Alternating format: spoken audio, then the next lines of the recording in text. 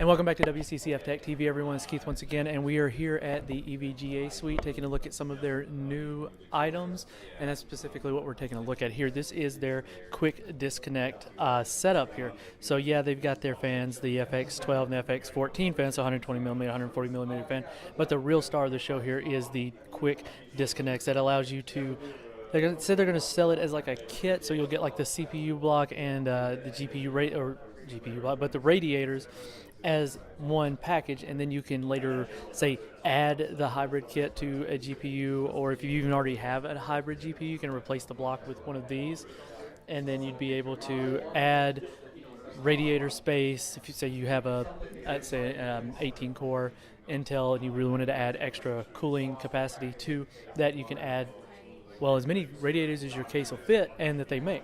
Or if you feel you start off small and you want to grow it, you can do that. It's really cool to see this finally coming to market. These quick disconnect technologies are really, really neat. And of course, the radiators are still aluminum and the blocks are Asetek pumps.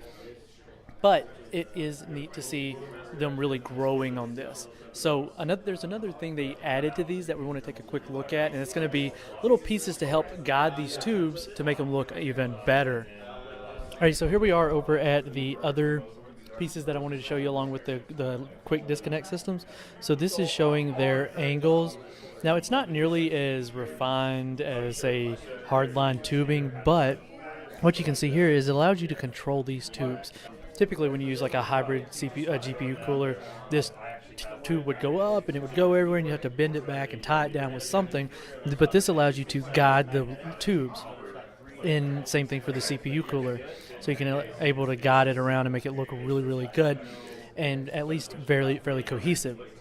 Now they did say they were going to release these as like kits, so several in a kit, so that you can do this, and they do work with the regular all-in-one coolers that EVGA sells, as well as the regular hybrid kits. So it's not it will fit over the sleeved tubing, so it doesn't have to be just exposed tubing. So as we wrap up here, we're going to go take a look at probably one of the biggest power supplies that I've ever seen. All right, so as we wrap things up over here at the EVGA suite, I couldn't help but take a moment to take a look at this. This is their EVGA 2200 P2. Yes, 2,200 watt power supply. It's insanely massive. It's got a very large input back here for your power cable, and well, it's got more VGA power slot cables than you can shake a stick at. Now, this is not your typical gaming power supply, and they did completely agree with me on that. So they're saying like data centers, so heavy usage. If you're like in a small business and you're hooking up quite the server, you can use something like this.